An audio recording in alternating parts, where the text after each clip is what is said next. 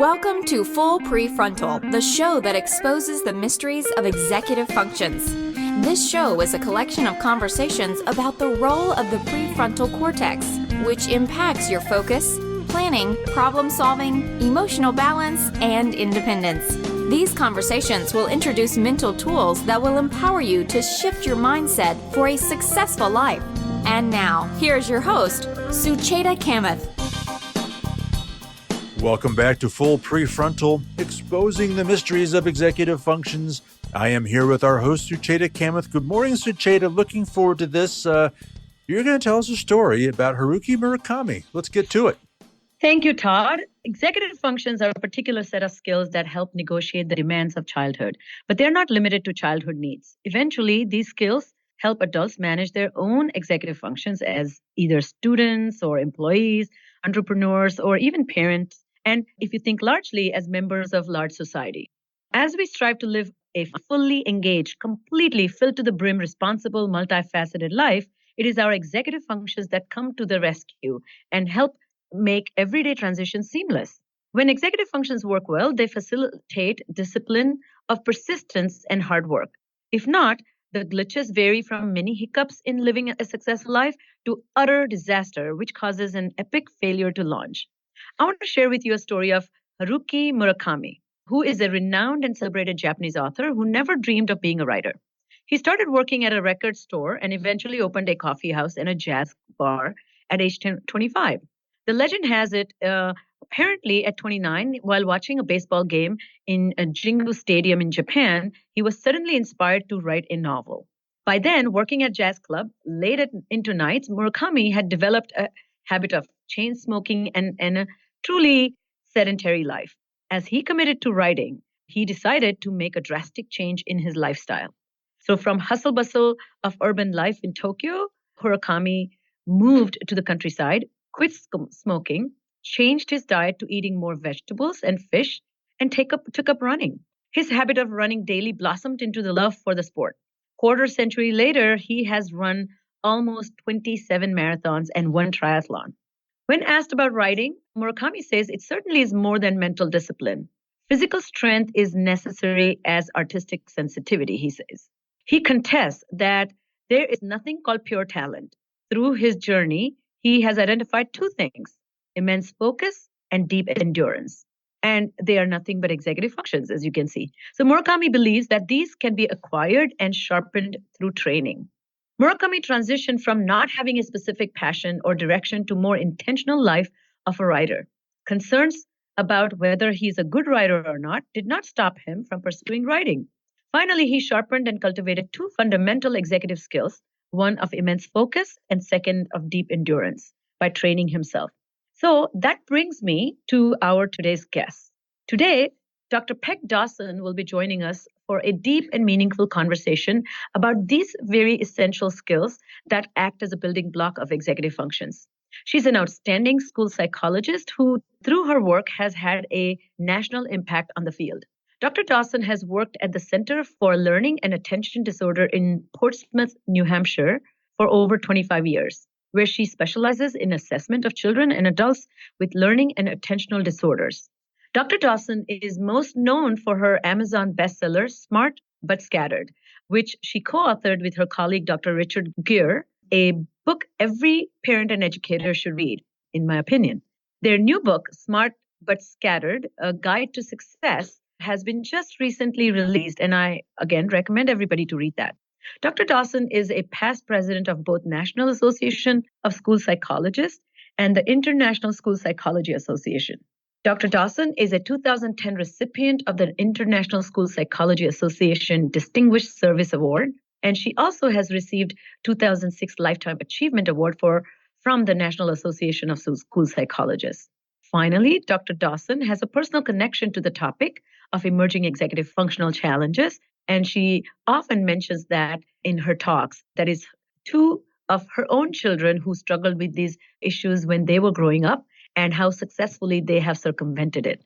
So Now, there you go, Todd. We have a really prolific speaker and author who's going to be a guest with us today. Oh, no kidding. And training for a marathon myself, your story about Haruki Murakami really spoke to me. But you're right. This conversation with Peggy Dawson promises to be a very important episode. Very much looking forward to it. So let's get to it.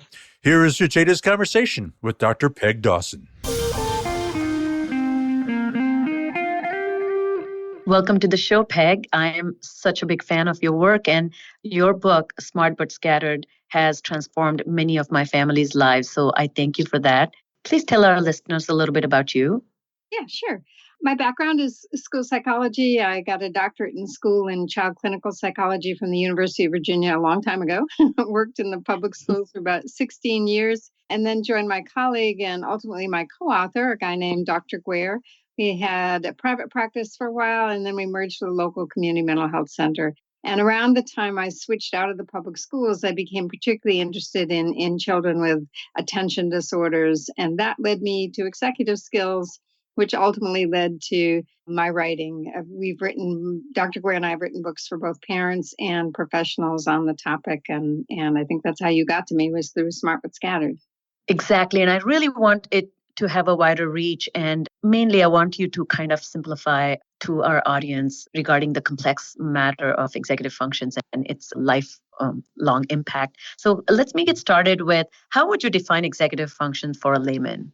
Okay, so executive skills or executive functions are brain-based skills. They're managed out of the frontal lobes of the brain. They're basically the underlying foundational skills that everybody needs in order to execute tasks. So that's where the name came from. You use them to execute tasks. And there are things like planning and organization and time management and task initiation and sustained attention. But as I say, the connector between them all is they're the skills we need in order to get things done.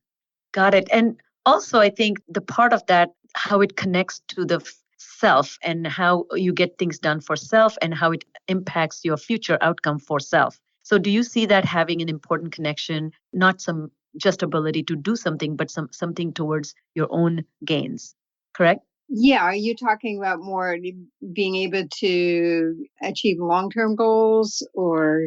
Yeah, long-term goals as well as, so it's, as you and I know, that students in the classroom are able to answer questions. But when it comes to actually producing something in writing or doing the homework, or if they love Spanish, they're doing a lot of it, but they hate math, they're not doing anything at all. So it's not their pure ability to do or not execute, but it's their ability to execute even when they have no specific interest in it.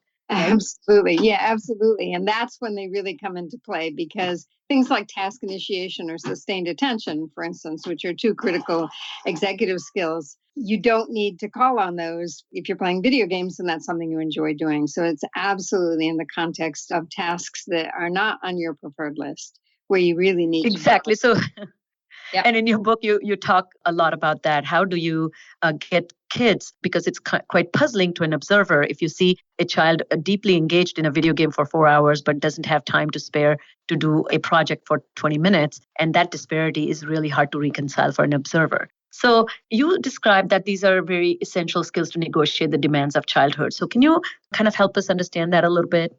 Yeah, I mean, basically, we've identified, and every neuroscientist or neuropsychologist has sort of a different collection of executive skills with lots of different definitions and categories. But what my colleague and I did was we identified 11 skills that we thought were absolutely critical to school success. They start developing shortly after birth, but they take 25 years at least to reach full maturation. So no kid graduates from high school with a fully functioning set of executive skills. Some of them are more foundational or more elemental, maybe, and earlier developing than the later skills, things like task initiation or response inhibition, which is the ability to control your impulses, working memory, the ability to hold on to information when you need it, like solving a math problem in your head or something like that. Those all come online pretty early. They may mature at different rates. So response inhibition, for instance, in teenagers is notoriously underdeveloped. And that's what leads teenagers to make a lot of rash decisions and sometimes make mistakes. But they mature across childhood, both because the brain matures, but also because parents and teachers put them in situations where they have to use the skills. And so the role of parents and teachers is to provide tasks that require those executive skills at a level that the child is able to manage them. So we might give a 5-year-old a 3-minute chore to do. Whereas, by the time they're 11 or 12, we might be asking them to do a 30-minute chore. And that would be like sustained attention and task initiation. So you're describing many key components of executive functions, including response inhibition, task management, kind of goal-directed behaviors. Tell us some more executive functions that are essential for formal years of learning that kind of have its way of presenting differently in the classroom versus at home. Oh, sure. Yeah, and you're right. These skills do look different in the classroom than at home, often in elementary school because classrooms are structured. And so when a teacher is handing out work and asking kids to get started, it's often easier for them to do work in the classroom than at home where, no parent runs their home the way a classroom is run with, a set schedule and tasks identified to begin at a certain time. So things like planning or organization, teachers sort of meet those out or parcel those out at a level that kids are ready for. For parents, it's often trickier because they don't necessarily have a clear grasp of, well, when is my child ready to plan his way through a room cleaning or even organize how his room is going to be cleaned. And so parents are, and that's why we wrote Smart but Scattered, was because we thought that parents might like a guidebook to help them understand what's developmentally appropriate and how do you build in a routine that gets kids through their day, or routines, I should say, like getting ready for school in the morning or picking up their bedroom or doing chores or writing papers. I mean, so they're both school-related tasks as well as home-related tasks. So I see them quite interestingly the way you explain it, that they creep up on you. So the parents who have children with executive function problems begin to notice that their own kids are falling out of step with other kids. And there's that nagging voice that says, something is off, or is this right? Should this be a skill, or is this a right way to struggle? But you are describing they're so insidious. They're so slowly creeping into your life that before you know, maybe by 7th grade, it becomes a full-blown problem. So how do parents understand to deal with this complex marriage between gradual development of a prefrontal system as well as gradually increased demand on complex self-management? Well, I think a lot of parents do this just naturally. So, for instance, no parent of a preschooler would say to them, can you pick up your bedroom sometime today, assuming that they're going to initiate that task of their own volition. No, when it's time to pick up the bedroom, the parents say, okay, let's clean the bedroom. And in the early stages, not only do they decide when it's time to clean the bedroom, but parents are right there side by side helping their child do that.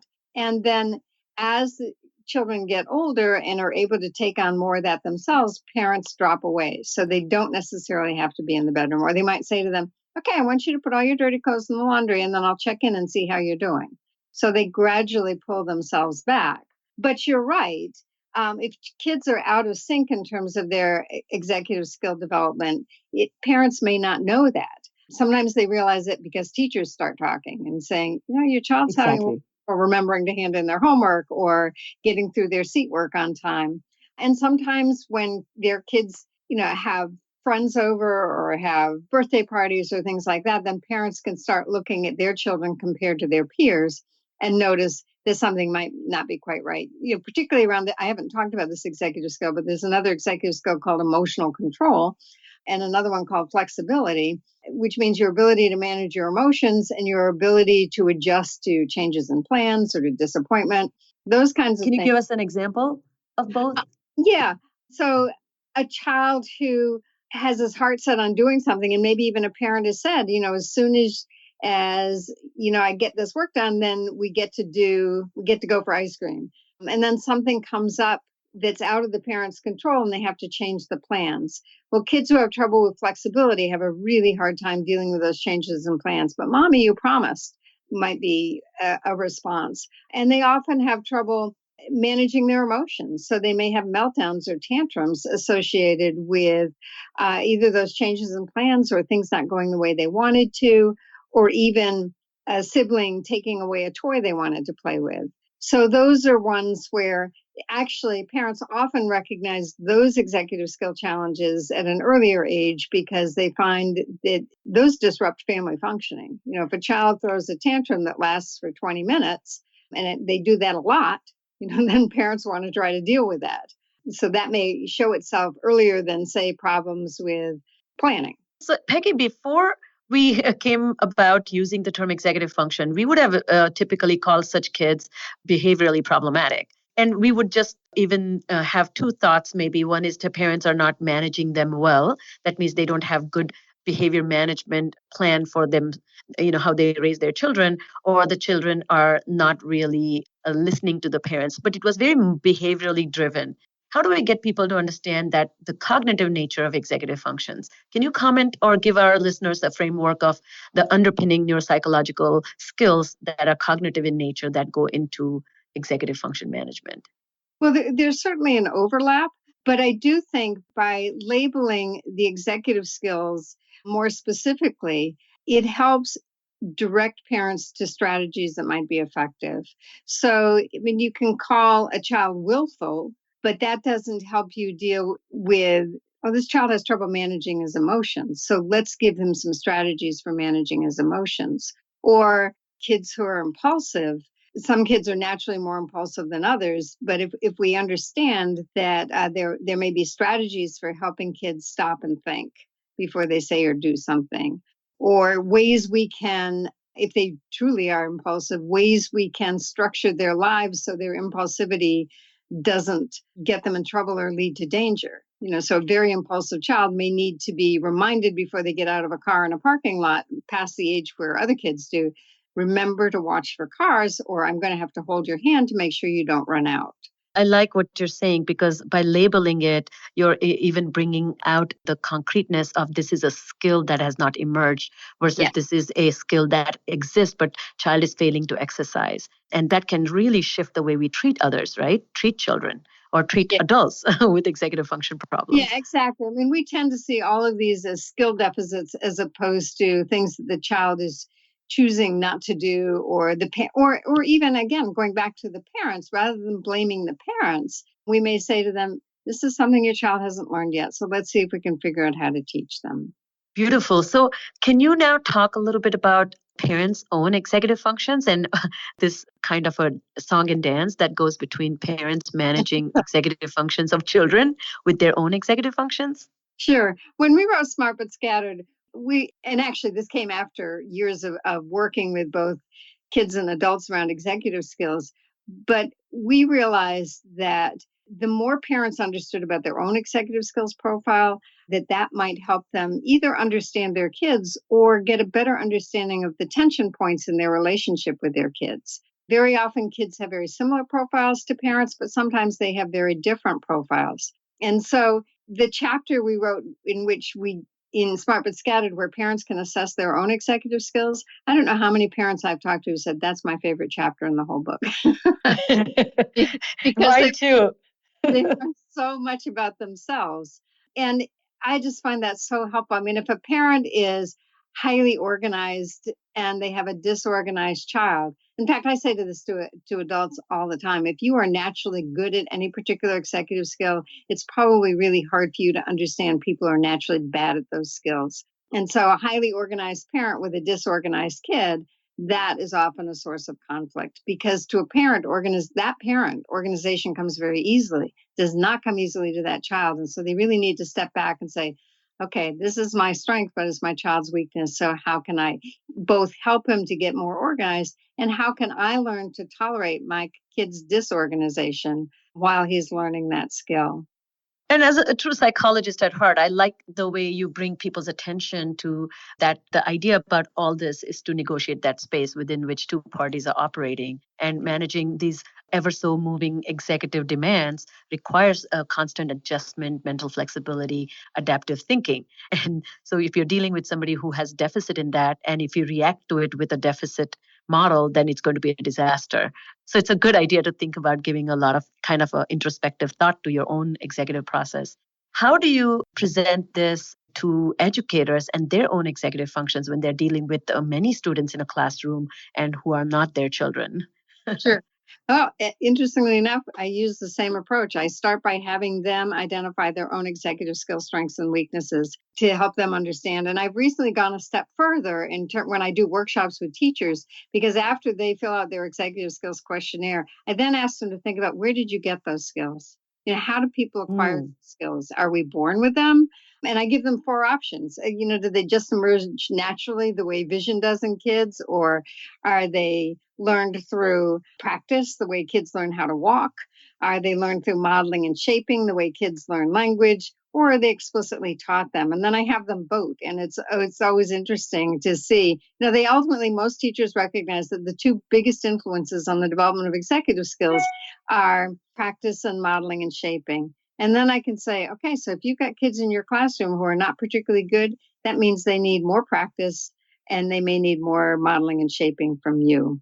Beautiful. And I really think this is a great way to break it down, because I absolutely, in my interactions, in my presentations and my work, I experienced that many have preconceived notion about this natural ability, which takes its own course of development, which is, it emerges, it comes on board. And when it comes on, it is at its best. And that is not how executive functions work. Yeah, exactly. See why this has become such an important process to address, or a set of skills that we need to talk about collectively as a culture, as an institution, as a system, because in 21st century. How do you see our, last 100 years, how we have changed as a working people who are functioning in this universe, and why have they become so important? Well, I think for a couple of reasons, primarily because life has gotten more complicated. I mean, technology has expanded our capacity for doing all kinds of amazing things, but it also means that we're stretching ourselves cognitively, especially when kids are required to use technology for academic pursuits. On the other hand, the double-edged sword of technology is that it's also become incredibly seductive to kids. So at a time when they are not particularly good at impulse control or resisting temptation, there are so many fun things out there that kids can and want to be doing that compete with, doing schoolwork. And so that's one. I think parents lead more complicated lives now, so that they may be less available to be patient and walk their kids through executive skill development. And so those 2 things in particular, I think, have an impact. And then, when we look at how schools have changed, when I was growing up, I could pretty much get through school just by memorizing stuff. And yeah, I had to learn a few skills like how to put together a coherent paragraph or something. But nowadays, so much of what we're asking kids to do for homework or even in schoolwork is much more sophisticated and complex. And you can't memorize your way to a high school diploma anymore. And so that demands that you use things like planning and organization and time management and what we call metacognition, which is sort of the last executive skill to develop, which is really the ability to put all the pieces together and to see the big picture.